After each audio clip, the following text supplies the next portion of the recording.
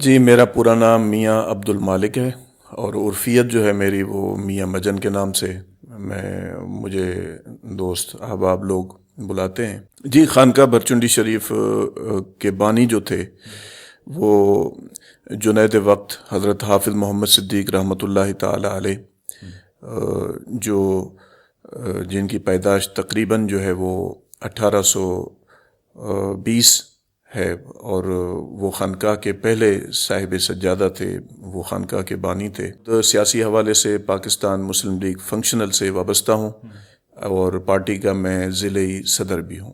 جی بالکل، Peoples party anti ہے، ہم اس کے خلاف ہیں۔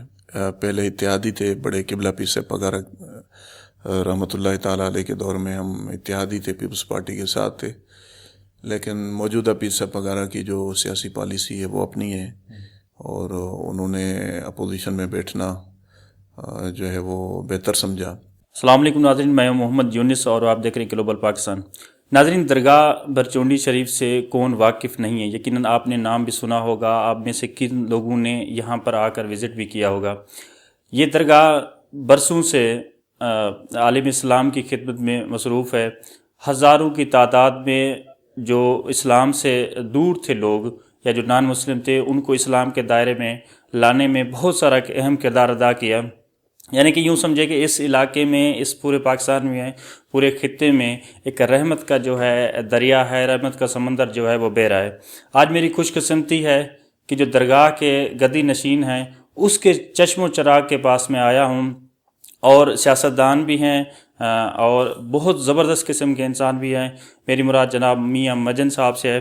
میں میاں مجن صاحب سے کچھ اہم سوالات، کچھ اہم موضوعات اور ان کی اپنی جو لائف ہے اس کے بارے میں پوچھنے کی کوشش کروں گا۔ السلام علیکم سر۔ وعلیکم السلام ورحمۃ اللہ وبرکاتہ، بڑی مہربانی، آپ تشریف لائیں، تھینک یو۔ سر سب سے پہلے تو آپ کا شکریہ کہ آپ نے ہمارے لیے وقت نکالا۔ تھوڑا سا تعارف اپنا ہمارے ناظرین کے لیے کروا دیں۔ جی میرا پورا نام میاں عبد المالک ہے، اور عرفیت جو ہے میری وہ میاں مجن کے نام سے مجھے دوست احباب لوگ بلاتے ہیں، اور میں خانقاہ برچنڈی شریف سے منسلک ہوں، وابستہ ہوں۔ میرے والد صاحب قبلہ مخدوم المشائخ حضرت پیر عبد الخالق قادری دامت برکاتہم العالیہ وہ خانقاہ کے سجادہ نشین ہیں، اور میں خود سیاسی حوالے سے پاکستان مسلم لیگ فنکشنل سے وابستہ ہوں، اور پارٹی کا میں ضلعی صدر بھی ہوں۔ سر یہ بتائیے گا کہ اس درگاہ کا پس منظر کیا ہے؟ جن لوگوں کو تو پتہ ہے یا جن کو نہیں پتہ، جو نہیں دیکھنے والے، ان کے تھوڑی سی معلومات۔ جی خانقاہ برچنڈی شریف کے بانی جو تھے وہ جنید وقت حضرت حافظ محمد صدیق رحمۃ اللہ تعالی علیہ، جو جن کی پیدائش تقریباً جو ہے وہ 1820 ہے، اور وہ خانقاہ کے پہلے صاحب سجادہ تھے، وہ خانقاہ کے بانی تھے۔ وہ خلیفہ تھے، ان کو جو فیض تھا وہ پیر سید محمد حسن شاہ جیلانی رحمۃ اللہ تعالی علیہ، جو بانی تھے سوئی شریف خانقاہ کے، اور وہ جو وابستہ تھے وہ پیر سید محمد راشد صاحب روضہ، جو پیر صاحبان پگارا کے نام سے جو مشہور ہے۔ تو پیر صاحب پگارا والے جو ہے وہ ہمارے دادا پیر ہوئے اس حوالے سے۔ تو یہ سلسلہ فیض جو ہے وہ پیر سید محمد حسن شاہ جیلانی سے ہوتا ہوا پیر صاحبان پگارا سے ہے، اور حافظ صاحب رحمۃ اللہ علیہ اس خانقاہ کے پہلے بانی رہے۔ ان کا وصال جو ہے وہ تقریباً 1890 میں ہوا۔ ان کے بعد ان کے بھتیجے پیر محمد عبداللہ رحمۃ اللہ تعالی علیہ خانقاہ کے دوسرے سجادہ نشین بنے۔ تو اس کے بعد یہ سلسلہ پھر ان کے بعد ان کے صاحبزادے تقریباً 1927 میں ان کا وصال ہوا، تو ان کے صاحبزادے پیر عبد الرحمن بھورل سنگھ رحمۃ اللہ علیہ وہ خانقاہ کے سجادہ نشین بنے۔ یہ پیر عبد الرحمن بھورل سنگھ رحمۃ اللہ علیہ وہی شخصیت ہیں جن کا تحریک پاکستان میں بہت بڑا کردار رہا، اور سندھ میں جو قرارداد منظور کروائی گئی پاکستان کے حق میں، تو اس میں پیر عبد الرحمن بھورل سنگھ رحمۃ اللہ علیہ کا بہت بڑا کردار تھا۔ تو آپ کا وصال 1960 میں ہوا۔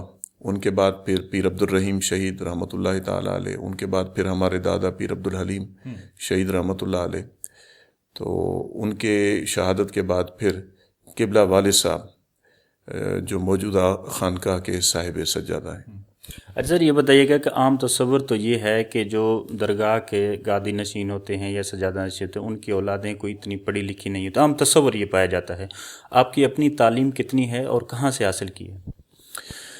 جی، آپ کا پہلا سوال کہ اولادیں پڑھی ہوئی نہیں ہوتی، تو یہ موجودہ وقت میں ایسا ہو رہا ہے، لیکن حالانکہ اس سے پہلے جو خانقاہ کا جو بھی سجادہ نشین ہوتا تھا ان کی تربیت کے لیے ایک اہتمام کیا جاتا تھا، تاکہ وہ آنے والی نسل کا ایک قائد ہوتا ہے، لیڈر ہوتا ہے، شیخ ہوتا ہے، تو اپنی جماعت، اپنے عقیدت مند اور اپنی مریدین کی جو ہے وہ تربیت کرنی ہوتی ہے اس کو، تو اس وجہ سے خود آنے والے سجادہ نشین کے لیے، صاحبزادے کے لیے ایک تعلیم و تربیت کا اہتمام ہوتا ہے۔ اکثر ہم نے سنا ہے خانقاہوں میں جو بزرگان گزرے ہیں تو وہ خصوصی استاد رکھتے تھے، مدرس رکھتے تھے صاحبزادے کی تعلیم و تربیت کے لیے۔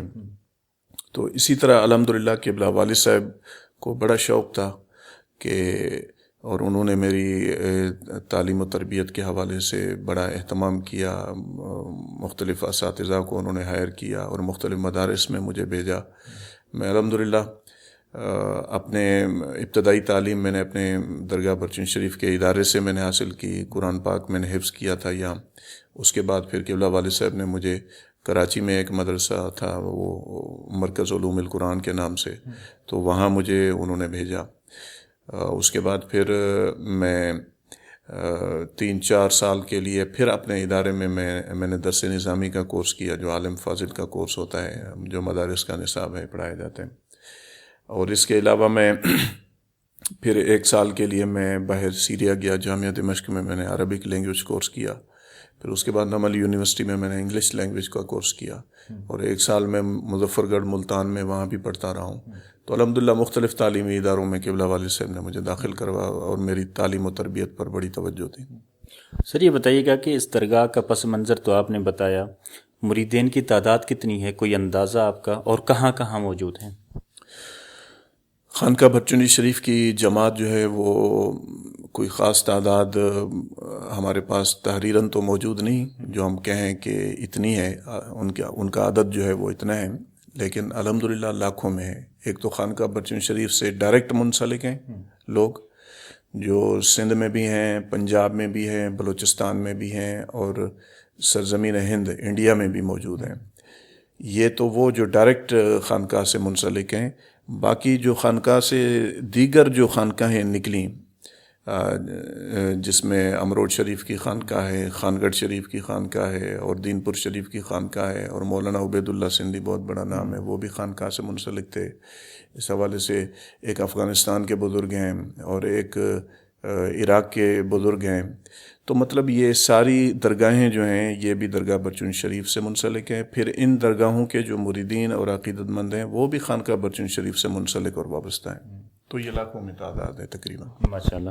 سر یہ بتائیے گا کہ آپ نے پچھلے ضمنی الیکشن میں MPA کا الیکشن بھی لڑا، لیکن آپ کو کامیابی نہیں حاصل ہو سکی، اس کی وجہ کیا ہے؟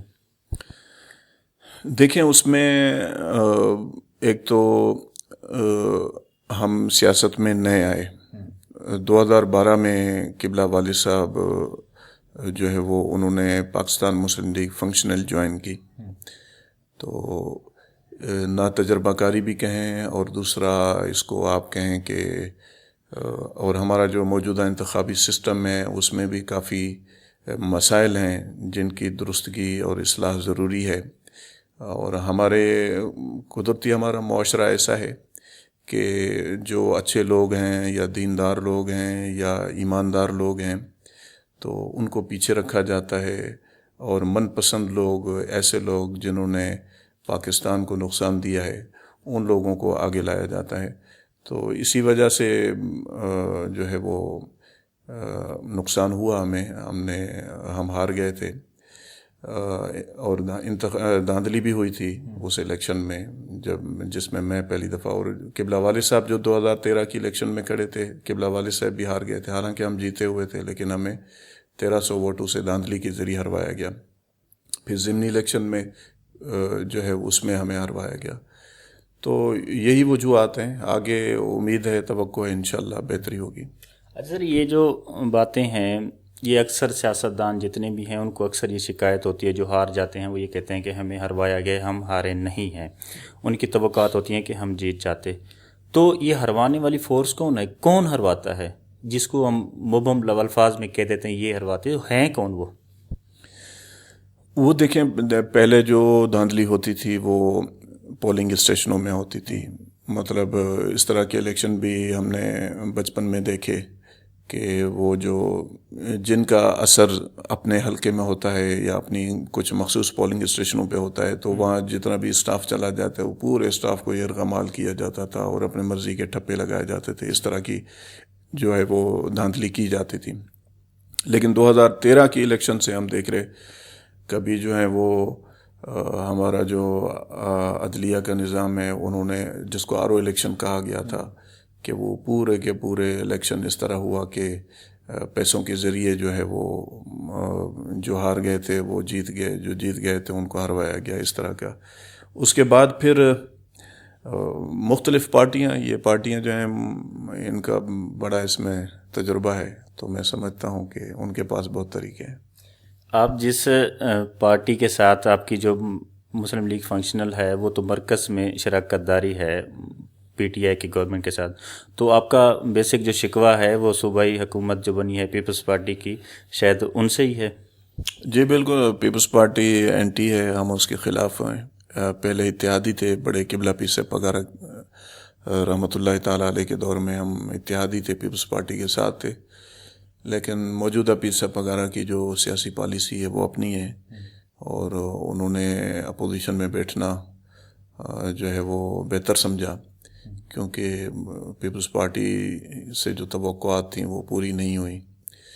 تو اس تقریباً 10 سال ہونے کو ہیں تو ہم اپوزیشن میں ہیں.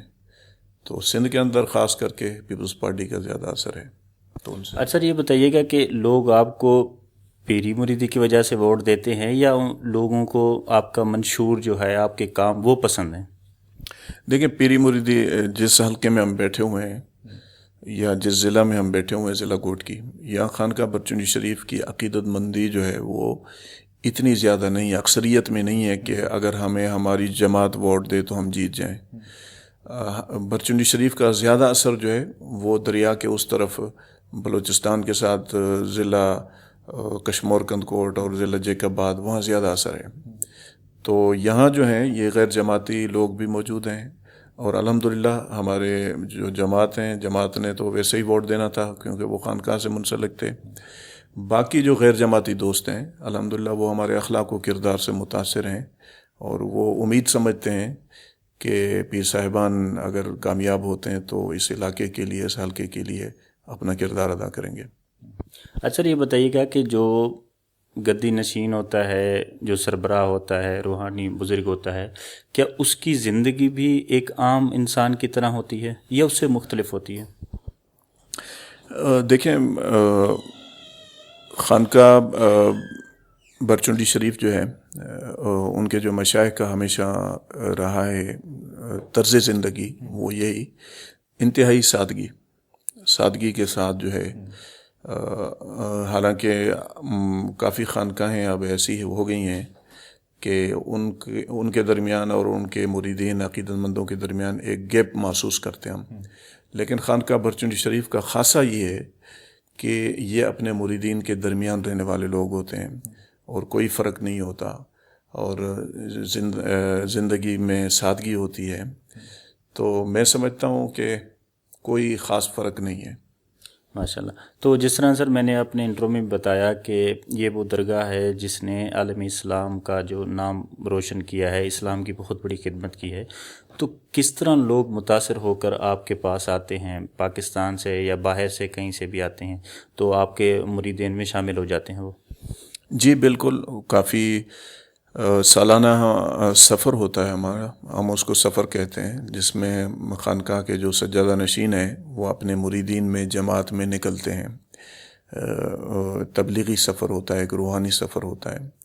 تو اس میں جماعت کے ہاں رہائش کی جاتی ہے اور وہاں ذکر و اذکار کی محفلیں لگتی ہیں، وہاں میلاد شریف کی محفلیں لگتی ہیں، اور جماعت کی تربیت کے لیے علماء ہوتے ہیں سجادہ نشین کے ساتھ، اور صاحب سجادہ جو ہیں وہ خود جماعت کی اصلاح و تربیت کے لیے جو ہے وہ واعظ و نصیحت کرتے ہیں، تو لوگ متاثر ہوتے ہیں، اور خانقاہ برچونی شریف کا بہت بڑا نام ہے اور بہت بڑا کام ہے، تو اس کو بھی دیکھ کے لوگ مانوس ہوتے ہیں اور قائل ہوتے ہیں، تو خود یہاں آتے ہیں اور عقیدت مندی میں شامل ہوتے ہیں۔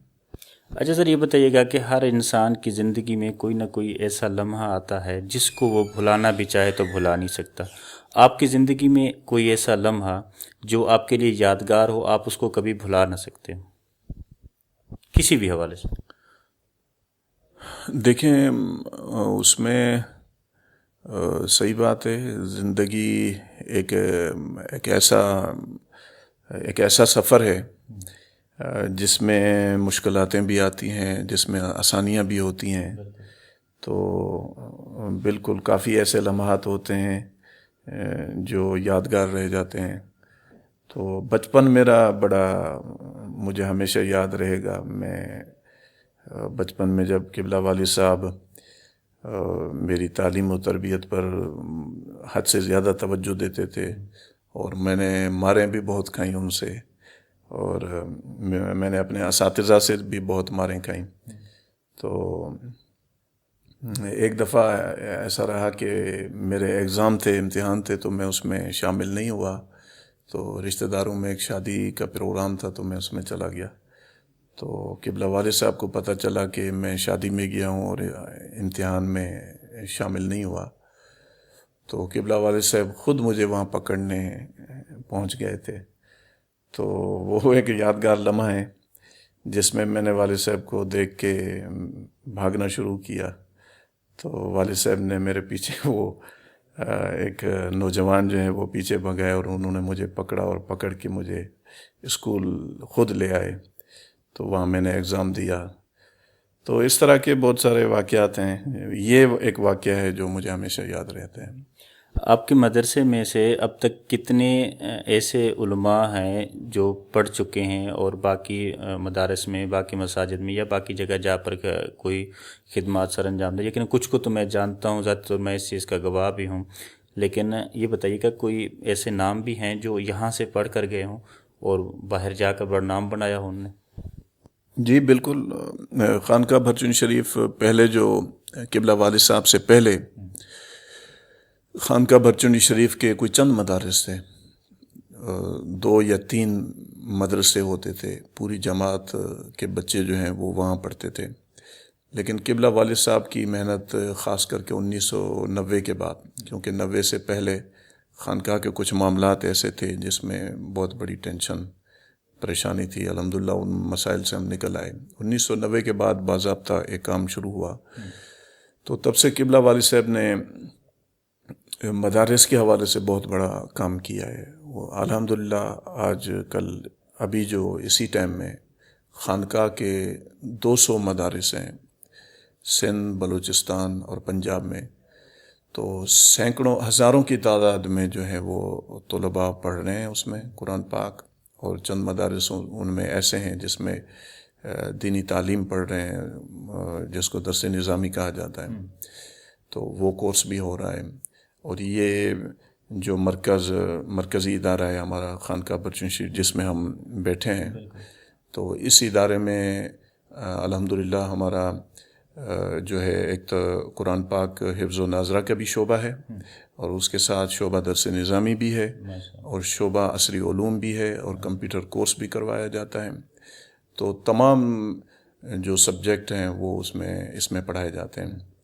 تو الحمدللہ کافی ہزاروں کی تعداد میں سالانہ حافظ الملت کانفرنس ہوتی ہے حافظ صاحب رحمۃ اللہ علیہ کے عرس کے موقع پر، تو اس کانفرنس میں تمام مدارس سے جو طلباء فارغ ہوتے ہیں، فارغ التحصیل ہوتے ہیں، ان کی دستار بندی کروائی جاتی ہے۔ تو ان کی تعداد جو ہے سالانہ 150 سے 200 تقریباً جو ہے وہ حفاظ کی تعداد ہوتی ہے، اور اس کے علاوہ درجنوں تعداد ہوتی ہے علماء کی جس میں ان کی دستار بندی کروائی جاتی ہے۔